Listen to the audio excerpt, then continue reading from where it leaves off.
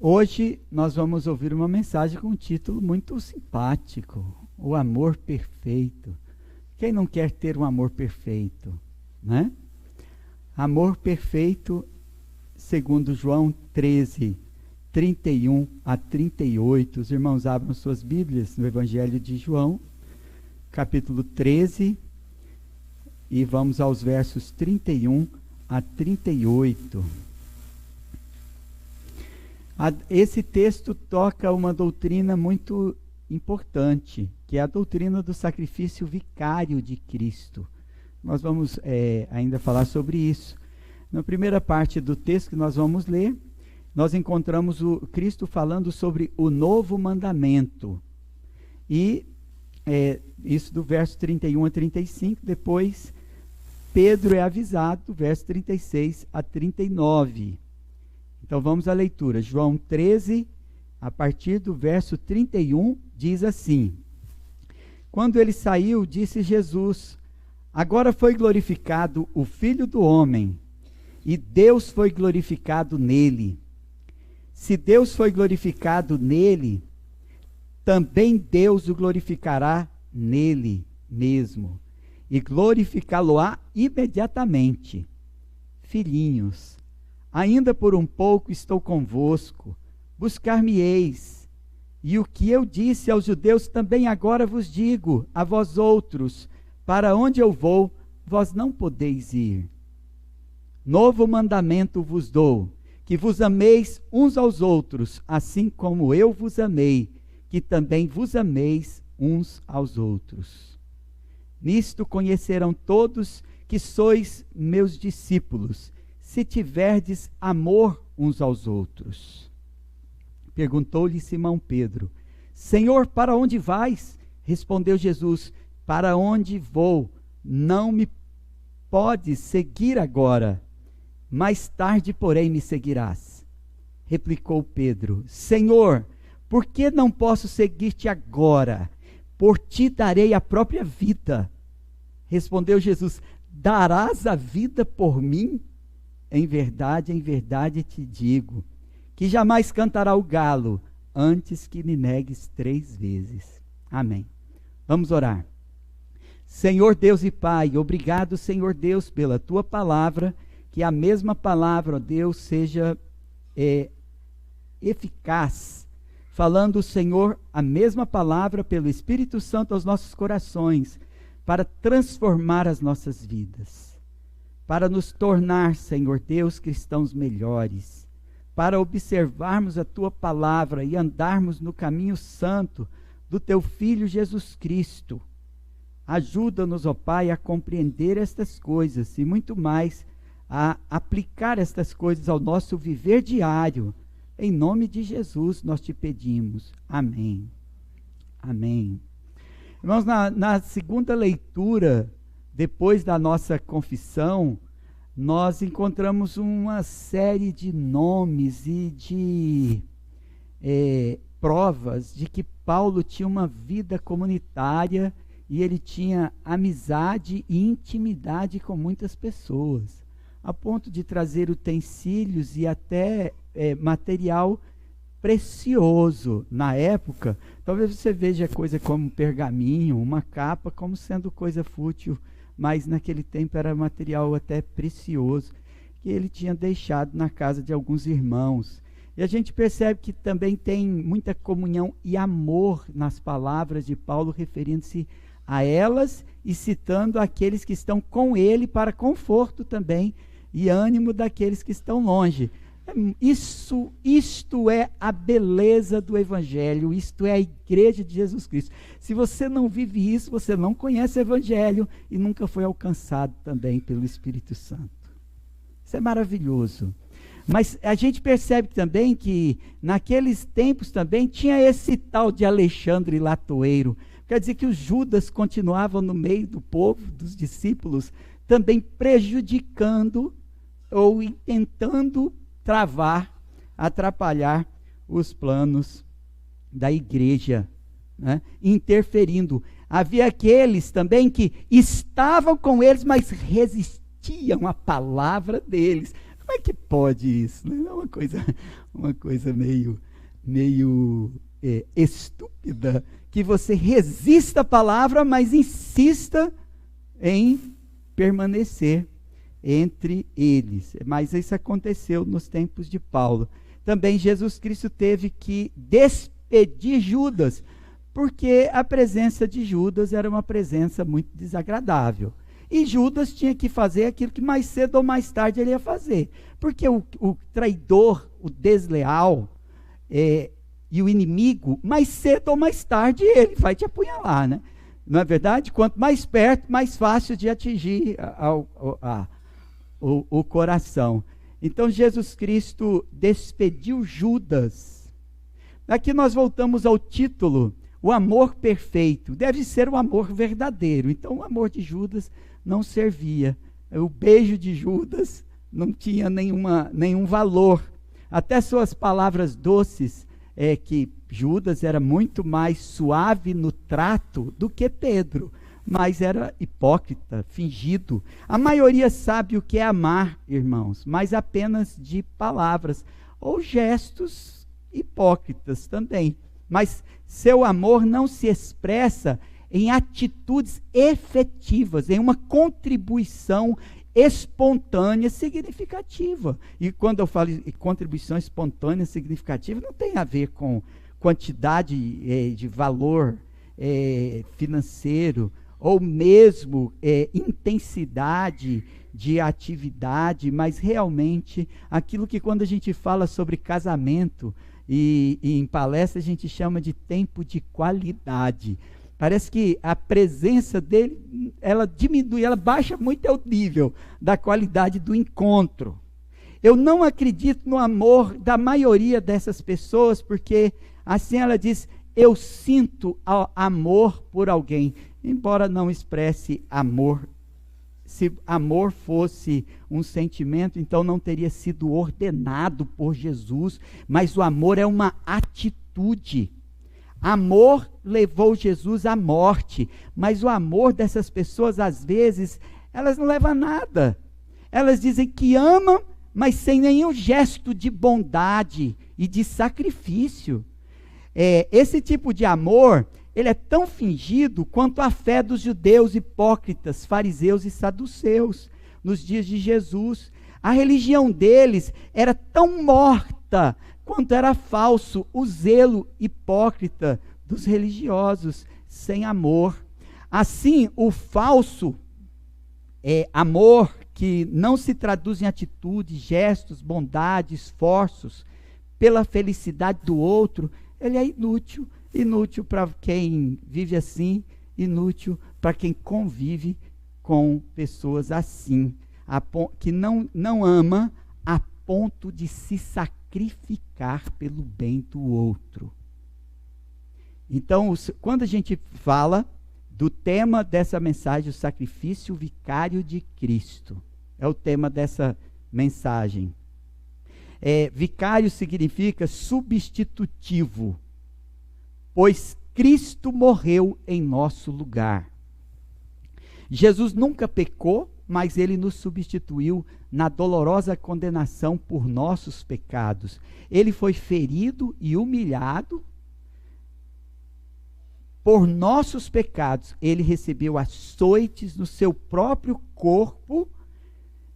Ele padeceu pendurado numa cruz, sofreu horrores. O pior, horrores na sua própria alma, os horrores da condenação até a morte. Então nós somos informados que Jesus foi obediente ao Pai até a morte pelo Pai. Então ele foi o sacrifício pelos nossos pecados.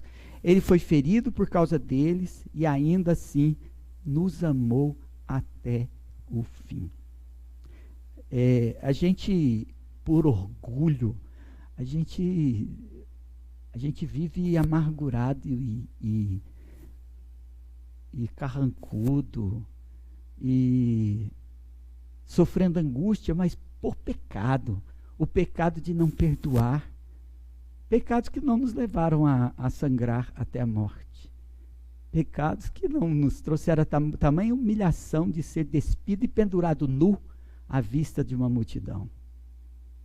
Às vezes o pecado de talvez, né?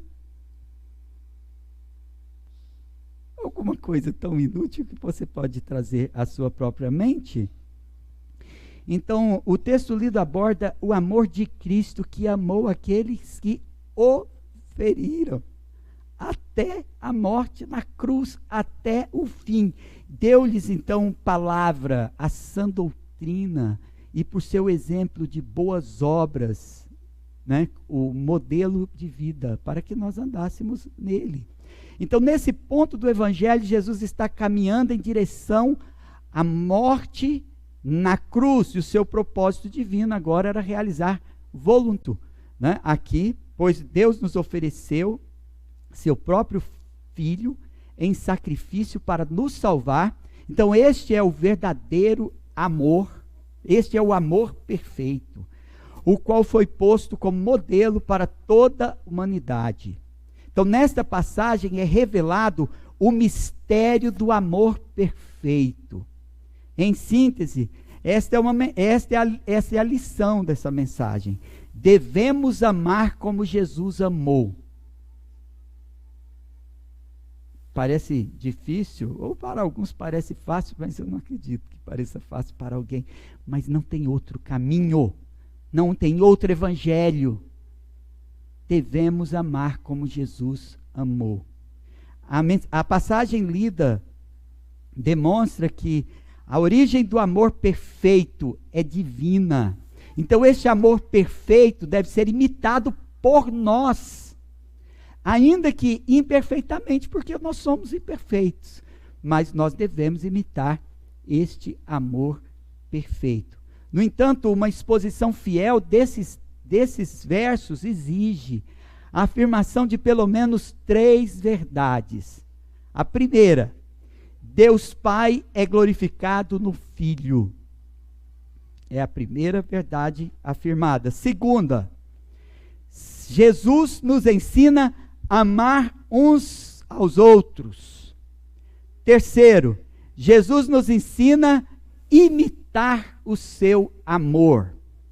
Então vamos, a primeira verdade a ser afirmada: Deus Pai é glorificado no Filho.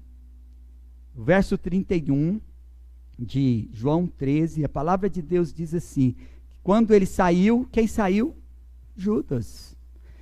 Disse Jesus: agora foi glorificado o Filho do Homem e Deus foi glorificado nele. João 13, 31, então diz: quando ele saiu, o Senhor Jesus finalmente estava sozinho com seus discípulos. Ele pretendia falar com os 11 discípulos fiéis, porque tem palavras na Bíblia, irmãos, que a gente às vezes fala para o incrédulo, ou para o infiel, ou para o hipócrita. Isso não foi escrito para eles, não. Eles tomam aquilo como se fosse para eles, mas não é para eles, não. Nós recebemos o conforto da doutrina da graça, mas Jesus Cristo mandou você dizer isso para o incrédulo, não. Tanto Jesus Cristo chamou os incrédulos ao arrependimento de seus pecados, quanto os discípulos pregaram o evangelho chamando os pecadores ao arrependimento. Depois que eles foram informados da graça maravilhosa para fortalecimento da sua fé. Então, uma graça barata de salvação sem perdão, ou de perdão sem arrependimento, tem sido pregado numa inversão da ordem até das coisas e da própria pregação, trazendo uma geração de crentes firmados numa graça barata. Não receberam o verdadeiro evangelho, nunca nem ouviram que era necessário arrependimento de seus pecados. Então, Jesus Cristo tinha algo a dizer para eles, mas para os seus verdadeiros discípulos. E quanto a Judas, nós somos informados que Jesus Cristo despediu para que ele fosse para o lugar dele, imergisse na noite, nas trevas, e fosse fazer aquilo para o qual ele está destinado.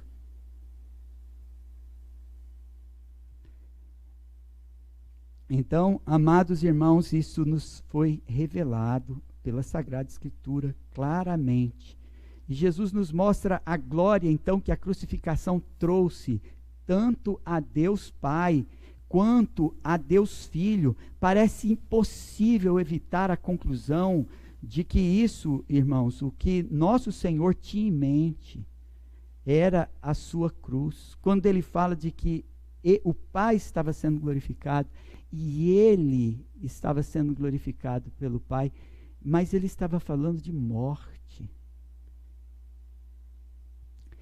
O versículo 31 diz: agora foi glorificado o Filho do Homem, e Deus foi glorificado nele. É como se ele dissesse: o tempo da sua crucificação estava próximo. A missão que recebeu do Pai estava cumprida. Terceiro, o que está para acontecer no dia seguinte, por mais doloroso que seja aos nossos olhos, para quem o amava, então, eles precisavam estar preparados para ver a humilhação e o doloroso sofrimento de Cristo pendurado no madeiro, algo que era vergonhoso para todo homem e mesmo amaldiçoado pelo próprio Deus. Que este evento fosse mais glorificante para ele e para o Pai do que todos os demais eventos. Tudo aquilo que ele fez, que ele criou, curou, nós sabemos, curou muitos enfermos, ele deu vistas a cegos, ele fez coxos andar, ele ressuscitou mortos, mas é na cruz que ele glorifica o Pai e que o Pai glorifica o Filho. Então Jesus foi visto pendurado nu por 6 horas, entre 2 ladrões. Como em tudo isso havia a mínima aparência de glória? Pelo contrário, irmãos, tudo foi calculado para que os apóstolos sentissem afetados e envergonhados, decepcionados. Ainda assim, a declaração de Jesus é verdadeira. Se Deus foi glorificado nele, também Deus o glorificará nele mesmo e glorificá-lo-á imediatamente. Mas em que ele glorifica? Que Deus é glorificado e em que Deus o glorificará imediatamente? A cruz. A crucificação trouxe glória ao Pai, glorificou sua sabedoria, fidelidade, santidade e amor. Tem muita gente que nunca vai entender isso, porque se o Espírito Santo não lhes abrir o entendimento, continuarão decepcionados e sentindo apenas a frustração de olhar para um herói morto.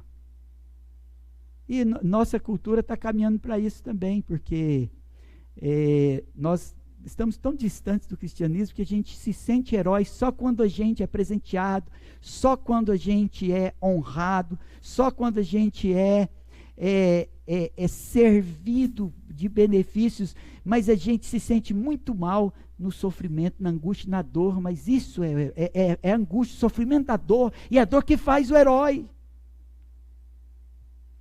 Isso faz todo sentido numa lógica cristã, mas isso parece sem sentido para o mundo.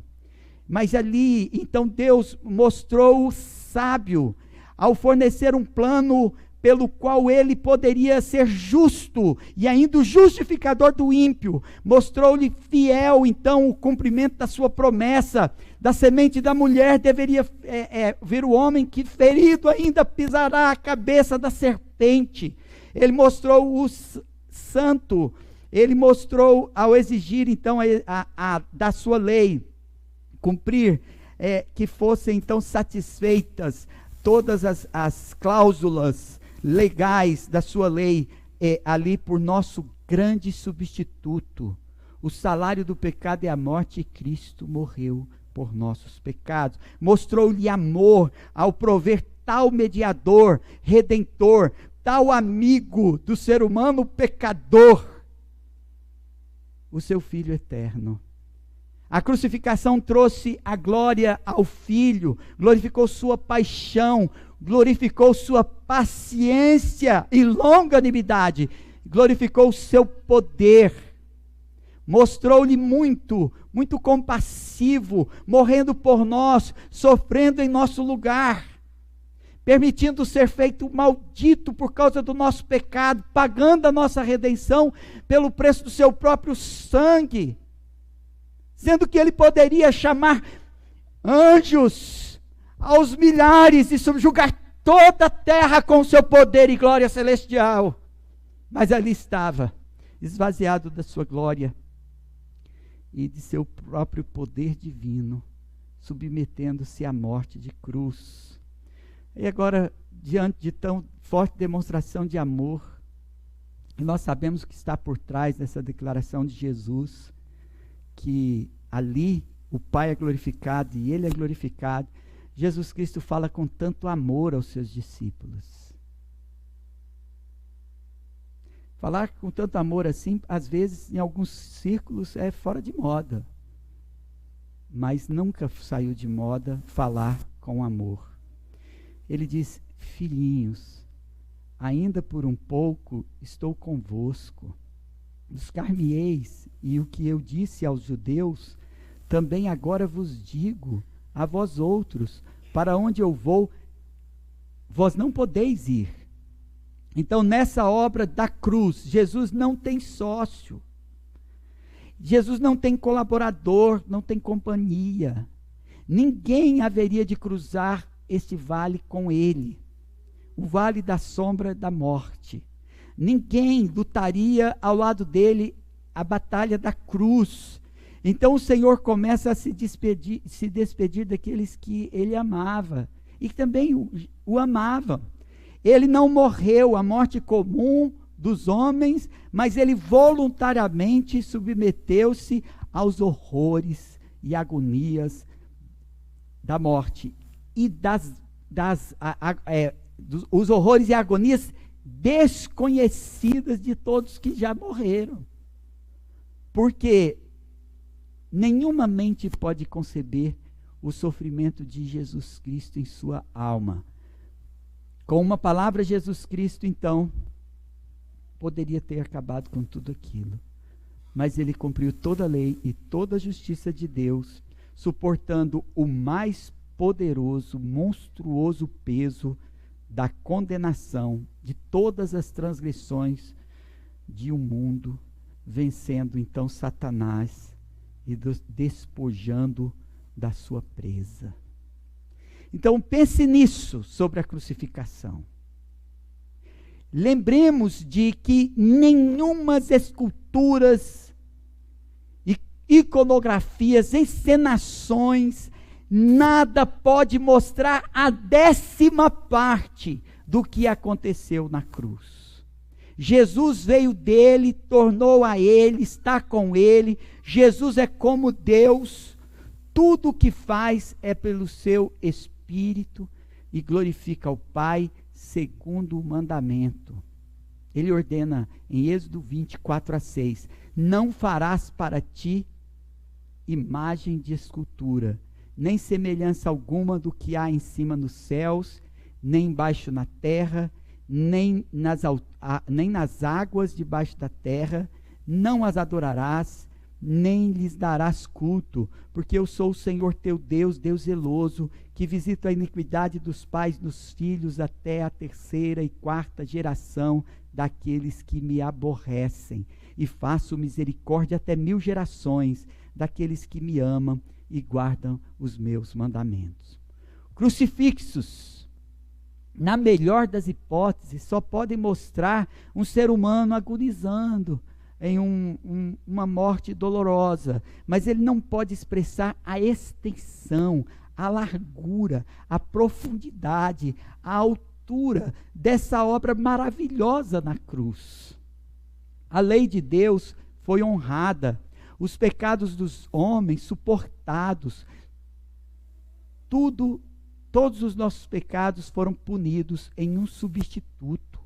A salvação, ela é gratuita para nós, mas ela foi para o Filho de Deus um alto preço. Ela foi comprada. E de tudo isso, as artes plásticas, cênicas, nada pode dizer, porque tudo isto está escondido na crucificação. Até aqueles que viram Cristo crucificado, muitos zombaram dele. Por que que vocês acham que alguma encenação ou obra de arte, que não estou condenando encenações e obra de arte, mas por que que você acha que isso será suficiente para convencer o pecador? Se eles viram lá, estiveram lá e contemplaram toda a agonia e sofrimento doloroso de Salvador, mas eles não viram nada. Está escondido, que pode ser revelado para nós. Creio que foi revelado para muitos. Porque nada no mundo pode ser mais espetacular, glorioso, heróico, louvável, mas não é de admirar, irmãos, que Paulo chore. Gálatas 6,14, o apóstolo Paulo escreve: mas longe esteja de mim gloriar-me, senão na cruz de nosso Senhor Jesus Cristo, pela qual o mundo está crucificado para mim, e eu para o mundo. Por isso toda glória e honra deve ser dada ao Pai, ao Filho e ao Espírito Santo, que é o Espírito do Pai e do Filho, com o Espírito Santo um só Deus, soberano Deus, único, vivo, verdadeiro, que deve ser glorificado e honrado não pela criatividade, mas pela obediência. Isto é, como Ele mesmo nos ordena em sua palavra. Amém? A segunda verdade a ser afirmada é que Jesus nos ensina a amar uns aos outros. Então, no verso 34, nós vamos ler o verso 34, diz assim: novo mandamento vos dou, que vos ameis uns aos outros, assim como eu vos amei, que também vos ameis uns aos outros. Que grande importância Jesus atribuiu à graça do amor fraterno. Então, logo o falso apóstolo deixou os 11, vem o mandamento, que vos ameis uns aos outros. Isso é muito significativo, perceber isso, né? Porque a Bíblia não vai tratar Judas como irmão, um irmão entre eles. Porque Judas era um traíra, né? A gente fala assim, Judas era um traíra, ele não vai tratar Judas como irmão entre eles, mas filho do diabo. Mas aí, aos 11 fiéis, ele dá o mandamento, que vos ameis uns aos outros. E logo após o triste anúncio que ele os deixaria em breve, então, ele deixa o novo mandamento. Ele diz, novo mandamento. Tem gente que pensa que é um novo mandamento, porque só conhece esse versículo, né? Não é verdade? Não sabe que esse mandamento é um mandamento velho. Porque é chamado Novo Testamento, exige, claro, que uma exegese profunda do texto para nós entendermos que Jesus Cristo não estava criando um novo mandamento, mas deveria ser mais honrado, que esse mandamento deveria ocupar a posição mais elevada na vida deles a partir daquele momento. O momento em que eles deveriam aprender a amar o povo de Deus, os discípulos amarem uns aos outros, como ele os amava. Que eles fossem capazes de dar a sua vida também pelos seus irmãos.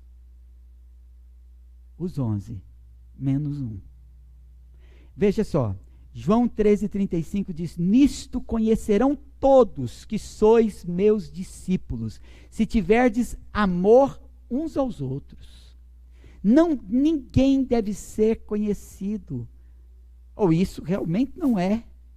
Nem o ímpio, que não tem o Espírito Santo, ele não reconhece como discípulo de Jesus alguém que não ama, que não vive esse amor. na comunidade dos discípulos. E a igreja de Jesus Cristo vai crescendo e eles são reconhecidos, porque eles olham de fora e falam assim, como eles amam uns aos outros. Isso se prova em Atos dos Apóstolos. Se de fato somos seus verdadeiros discípulos e não falsos como Judas Iscariotes, nós amamos uns aos outros. Por isso, todos os homens saberão que vocês são discípulos de Jesus. Disse Jesus, se vos amarem uns aos outros. Então, essa graça cristã, bem conhecida, não é meramente uma noção em nossas mentes, não é apenas um ensino nos nossos lábios, não é apenas um novo conhecimento, mas é uma prática em nossas vidas que precede a obra missionária. Não existe obra missionária sem o encontro verdadeiro com o amor de Jesus Cristo, sem receber, de fato, um amor transformador. Um amor verdadeiro, um amor perfeito. Quer dizer que o testemunho do nosso amor alcança o mundo de tal forma que, pelo amor ao mundo, nós devemos seguir amando e pregando, amando uns aos outros e comunicando a salvação. O que Jesus mandou a cada um de nós, com prioridade, foi a primeira coisa que ele disse. Ele ainda vai dizer outras coisas, mas ele vai, sua primeira palavra, retirada a figura do falso discípulo, ficando apenas aqueles 11 discípulos verdadeiros de Jesus. O que ele ensinou primeiro foi isso. Agora, amem uns aos outros. E ele poderia orar e pedir muita coisa para a igreja, porque a igreja tem muitas necessidades. E eles haveriam de padecer muitas necessidades. Mas o que ele orou depois, lá na frente, nós vamos tratar desse assunto. O que Jesus Cristo poderia pedir muita coisa ao Pai quando intercedeu pelos seus discípulos. Mas vai ficar para outro sermão. Quer dizer que o testemunho do nosso amor é muito importante. O que Jesus mandou a cada um de nós é: ame o seu irmão. O que nós devemos saber primeiro: não há nenhum mandamento tão falado e tão pouco obedecido como este. No entanto, esse é um sinal da reprovação divina, a falta do amor. O fato de que nós falamos de amor, mas não vivemos esse amor, é um sinal da reprovação divina. Se nós queremos, pelo menos, mencionar o nome de Jesus Cristo, nós devemos primeiro aprender a amar o nosso irmão. Senão, nem fale o nome de Jesus. Quer pregar o evangelho para sua sogra? Sua sogra não é crente? Quer pregar o evangelho para sua sogra? Primeiro ame sua sogra. Senão, nem mencione o nome de Jesus. Quer pregar o evangelho no mundo, no seu trabalho, onde Deus te colocar? Você quer ser missionário na África, seja onde for? Primeiro, ame o seu irmão. Se você não amar o seu irmão, cale a sua boca. Não ouse pronunciar o santo nome de Jesus. Judas Iscariotes, falso discípulo. Se você não ama o seu irmão, não pregue. Primeiro demonstre amor. E aí Judas sai da casa. E aí os discípulos, eles aprendem o amor. Uma lição tão linda sobre amor. Para que eles saiam daquela casa e estejam prontos a morrer. E dar sua vida para ganhar o mundo. Para salvar o mundo com a pregação do amor de Jesus Cristo. Você tem que aprender primeiro a amar a Jesus. Depois amar o seu irmão. Amar as pessoas da sua igreja, da sua vizinhança, Então, nossa conduta em relação em todas as relações da nossa vida tem que ser de amor. Então, nós somos dignos do nome de ser cristãos. Então, especialmente os verdadeiros cristãos, eles são ordenados a amar uns aos outros na relação com os cristãos. E por que então que o pastor falou em missões e pregar o evangelho com tanto amor para a salvação das almas perdidas? Porque a gente não sabe quem Deus vai salvar. Hoje você pode desprezar alguém que se torne até mais relevante no reino de Deus do que você. Porque se Deus quiser, Ele pode transformar quem Ele quiser e colocar até no seu lugar. Então, nós devemos considerá-los irmãos, numa comunhão assim, universal, porque somos todos filhos de Adão, né? A gente tenta racionalizar como é isso, mas de fato é porque nós somos feitos irmãos em Cristo Jesus. Mas nós temos um campo. E às vezes esse campo é muito maior do que a nossa percepção. Mais do que a nossa vista pode alcançar. Então, nós devemos ter o prazer de fazer qualquer coisa pela felicidade dos nossos irmãos. E experimentar uma vida feliz, amando os nossos irmãos, isso é suficiente para nós. E mostrar isso ao mundo para fazer crescer o número dos verdadeiros discípulos. Então nós devemos abominar o orgulho, a inveja, a malícia para com um membro da Igreja de Cristo e considerá-lo como membro da Igreja de Cristo, aquele que pode ser acrescido pelo poder da graça de nosso Senhor Jesus Cristo, o Espírito Santo que vai acrescentando dia a dia os que vão sendo salvos. E até onde eu sei, a porta da graça não está fechada ainda, e Deus ainda salva muitos pecadores. Então, desprezar ou maltratar uma pessoa, especialmente um irmão, é maltratar o corpo de Cristo. É um pecado absoluto.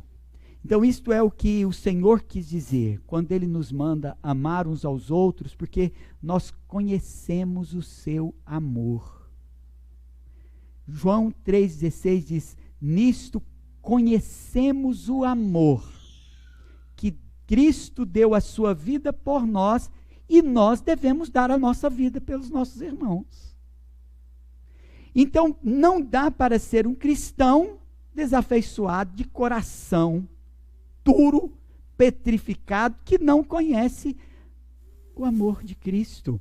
Então, o amor é uma graça cristã concedida e um sinal da aprovação.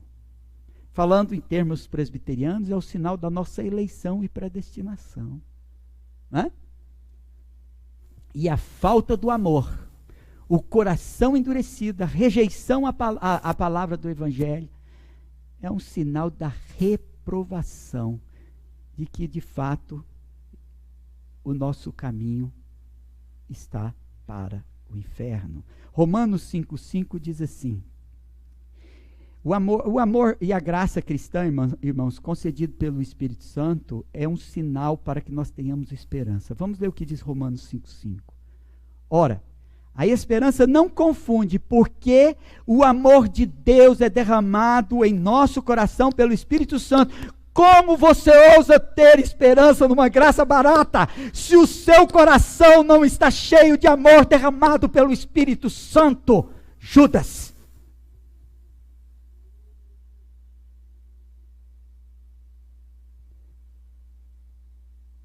Ora, a esperança não confunde, porque o amor de Deus é derramado em nosso coração pelo Espírito Santo que nos foi outorgado. Então, assim, nós vimos a segunda verdade. A terceira verdade afirmada é que Jesus nos ensina a imitar o seu amor. Até agora nós aprendemos pacientemente, né? Os irmãos, né? eu prazerosamente, né? Mas com temor, com verdades a serem ditas do Evangelho. É muito difícil dizer a verdade, mas é muito mais fácil reconfortar as pessoas, às vezes, deixando elas acreditar naqueles que elas acreditam e permanecer como elas estão.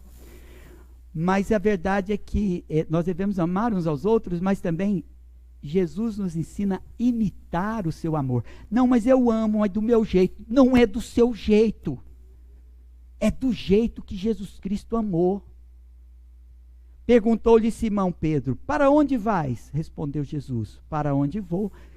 Não me podeis seguir agora, mas mais tarde, porém, me seguirás. Replicou Pedro: Senhor, por que não posso seguir-te agora? Por ti darei a própria vida. Então, irmãos, muita ignorância pode haver no coração de um verdadeiro crente.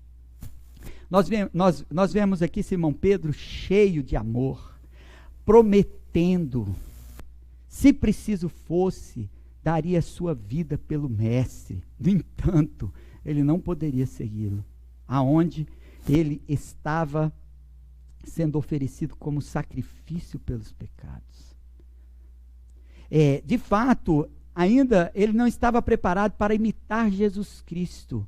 Segundo a tradição, ele nem ousou aceitar a morte que Cristo recebeu.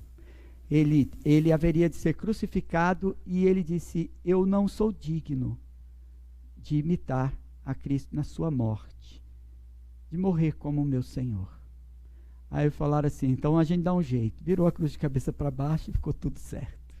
Não foi como Jesus Cristo foi crucificado, mas foi crucificado de cabeça para baixo.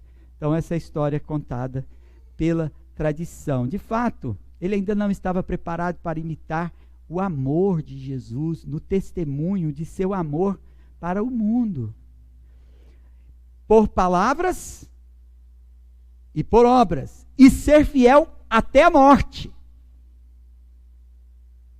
Então tem muita gente que está achando melhor do que os outros, mas não, é porque não pensou nisso aqui ainda.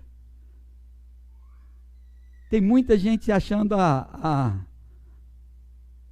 bola da vez, né? Mas, porque não pensou nisso aqui antes. No versículo 38, então respondeu: darás a vida por mim? Rapaz, às vezes a gente escuta, né, algumas promessas e alguns compromissos precipitados, votos precipitados que as pessoas fazem. A gente olha para a pessoa e fala assim, mas nem parece que é a mesma pessoa que está falando, né? Tamanha a promessa e tão pequena a condição dela cumprir o que está prometendo. Não é verdade? Então, mesmo verdadeiros cristãos podem fazer um papel assim, né?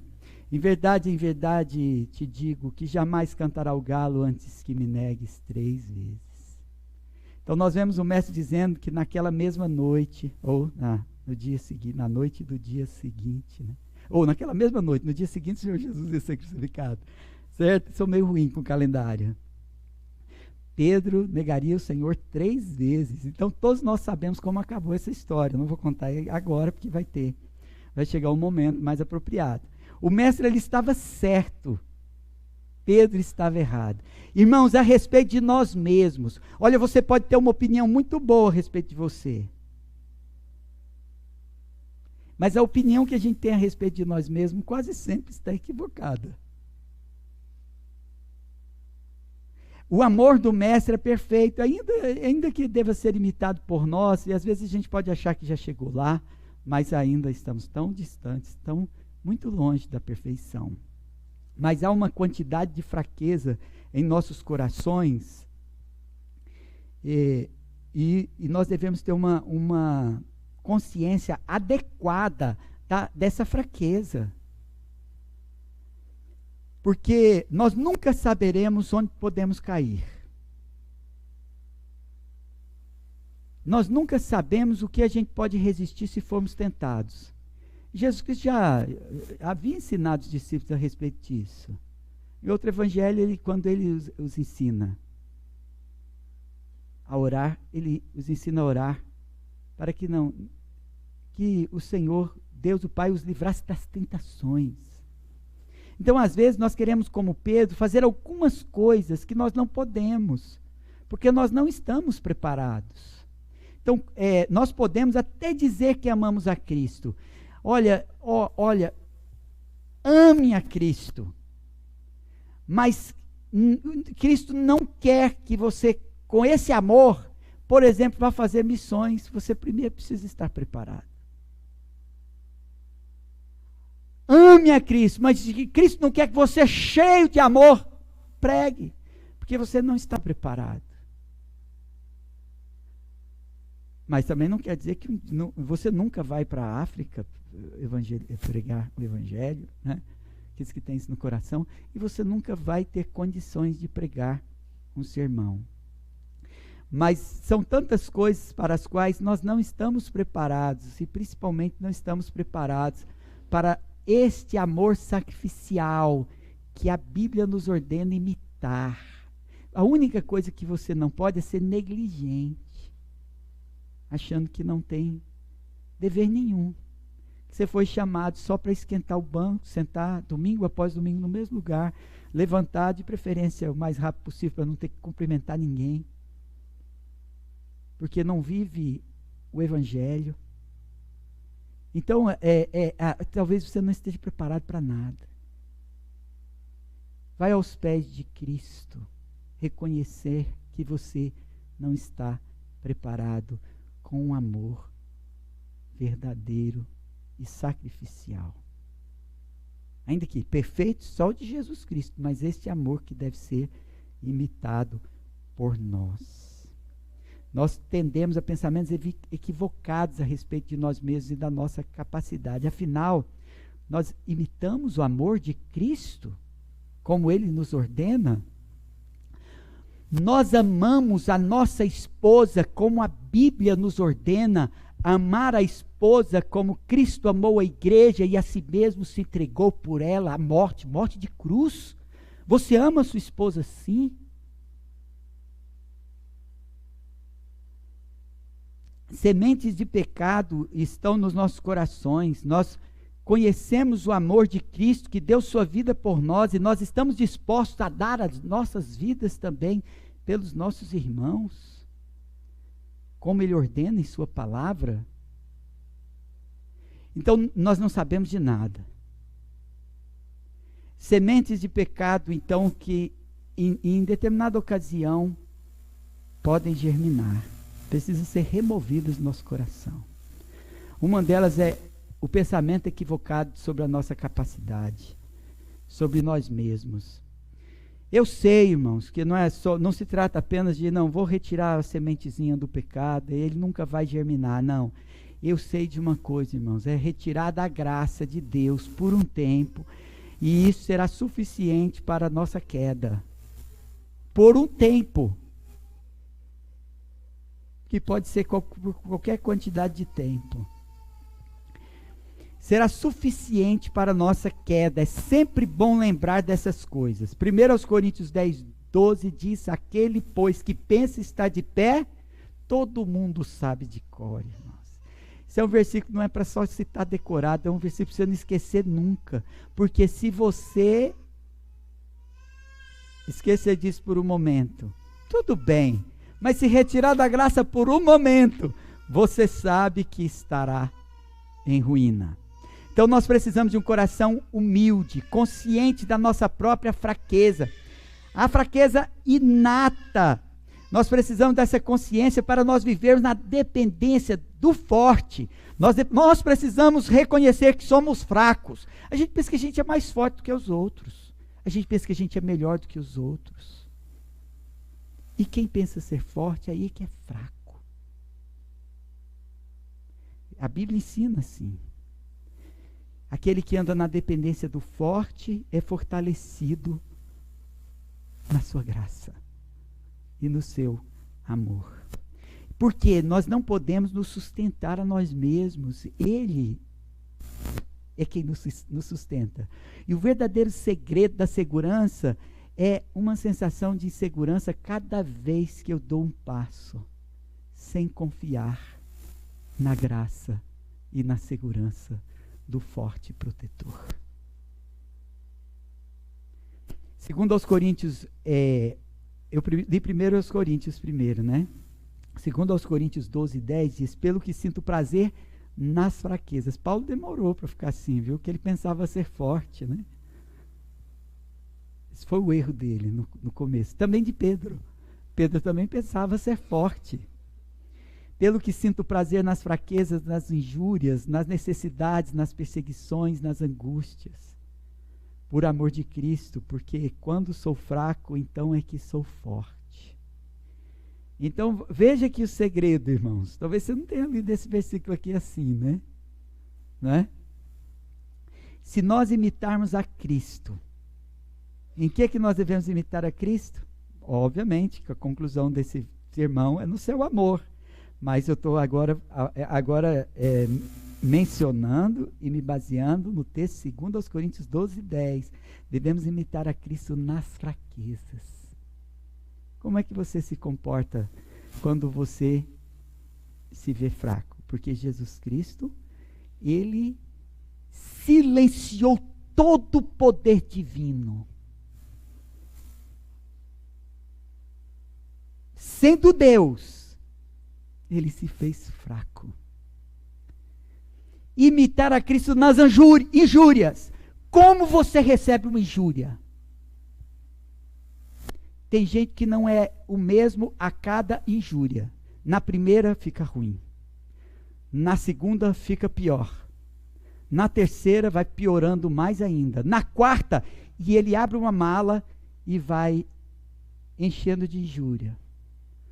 Ódio da mãe, ódio do pai, ódio dos irmãos, ódio dos patrões, ódio dos irmãos da igreja, ódio do pastor, ódio, e vai enchendo a mala e anda igual um personagem do faroeste que puxava o seu caixão. Qual que é o nome? Marcelo sabe. Marcelo sabe. Pode falar daí, Marcelo. Andava arrastando o próprio caixão. Django. Andava arrastando seu próprio caixão. Um morto vivo que anda arrastando o seu próprio caixão.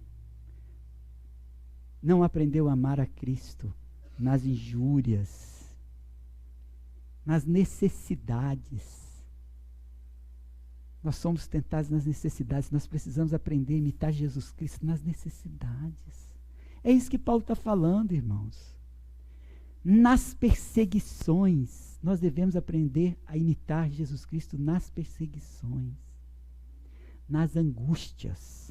Então nós podemos viver como muitos servos do Senhor. Isto aqui foi também imitado por muitos servos do Senhor. O próprio apóstolo Paulo disse, sede meus imitadores, como também eu sou de Cristo. E Jesus Cristo disse, sede imitadores de Deus como filhos amados. E ele ensinou também a imitá-lo. Então é uma coisa para ser imitada. Como estes servos do Senhor, que o escritor de Hebreus, no versículo 34, chama que são aqueles que da fraqueza tiraram força. Glória a Deus pelo seu amor perfeito, inigualável. Então Deus nos conceda crescer na graça e no conhecimento de Cristo, de tal forma a obedecer o novo mandamento e nos tornarmos imitadores de Cristo. Então nós devemos amar como Jesus amou. Deus Pai é glorificado no Filho. Jesus Cristo nos ensina a amar uns aos outros. Jesus Cristo nos ensina a imitar o seu amor. Então fica evidente que o amor perfeito se refere ao amor de Cristo. Pois no que diz respeito ao ser humano, então o amor verdadeiro é raro e o amor perfeito impossível. Mas o amor verdadeiro é para os crentes, para aqueles que conheceram o verdadeiro amor e o perfeito amor de Cristo. Aquele que ama, doe, sem esperar nada em troca, sem esperar nenhuma retribuição. Não conte com reconhecimento, não busque sua própria glória, doe, se entregue. Porque toda honra e toda glória pertence somente a Deus, né? Trazendo à memória dos irmãos o primeiro ponto. Amar é mais que um dever. Amar é uma dívida. Todo mundo deve amor. Quem não ama está devendo. Quando nosso Senhor Jesus Cristo ensina a orar, ele diz que quem está devendo desse jeito, ou seja, quem não perdoou o seu irmão, não é perdoado. Por que ele não é perdoado? Porque ele está devendo. Quando a gente ora, a gente fala, perdoa as nossas dívidas, assim como nós perdoamos aos nossos devedores. Trocar a palavra dívida por ofensa é correto. Se nós não perdoarmos quem nos ofendeu, nós não somos perdoados. Pronto. Está na Bíblia. E foi Jesus que falou. Então, amar é mais que um dever, é essa dívida para com nosso Senhor Jesus Cristo. Portanto, Romanos 13:8 diz, a ninguém fiqueis devendo coisa alguma, exceto o amor com que vos ameis uns aos outros, pois quem ama o próximo tem cumprido a lei. Então, aquele que o Pai glorificou o Pai na sua morte de cruz, ressurgiu dos mortos, vive, voltará. Ele nos ensinou a amar uns aos outros e nos ensinou a imitar o seu amor, e devemos nos tornar verdadeiros cristãos, imitadores de Cristo, que é o significado do nome, né? Então, como isso começa? Tudo tem um começo, né, irmãos? Começa com arrependimento. Começa com o reconhecimento de que nós somos pecadores de tal modo, pelo arrependimento, deixar o orgulho, deixar a vida de orgulho, egoísmo, soberba, imoralidade, violência, inata a nossa natureza caída, e também como muitos têm vivido. Nós temos então que viver nova vida com Jesus, orar pedindo ao Senhor que revele seu grande amor para conosco, porque só pode viver nova vida quem conheceu o amor de Cristo. E pelo seu Espírito, então, ele nos ensine a amar como ele amou e a si mesmo se entregou por nós. Então, irmãos, arrependei-vos hoje mesmo para viver nova vida, para andar no caminho santo do nosso Senhor Jesus Cristo, obediência ao novo mandamento, no sentido que nós aprendemos. Oremos. Senhor Deus e Pai, Deus Todo-Poderoso, obrigado, Senhor Deus, por seu amor, perfeito amor. Que o Senhor nos conceda, Senhor Deus, uma vida verdadeira, como verdadeiros cristãos.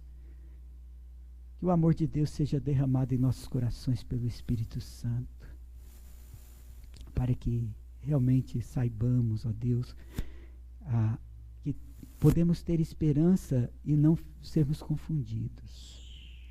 Que o Senhor Deus, que nos amou, que amou os seus discípulos até o fim, nos conceda amor para amarmos ao Senhor Deus também até o fim.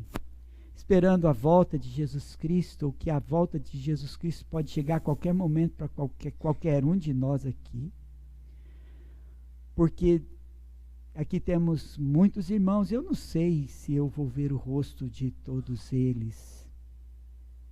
É sempre assim. Pode ser hoje que o Senhor nos chame, mas que estejamos, Senhor Deus, lavados no seu sangue, remidos de todo o pecado, e tendo, pelo poder e graça do Espírito Santo, sido cheios do amor de Deus, e para que essa esperança não seja jamais confundida. Em nome de Jesus. Amém.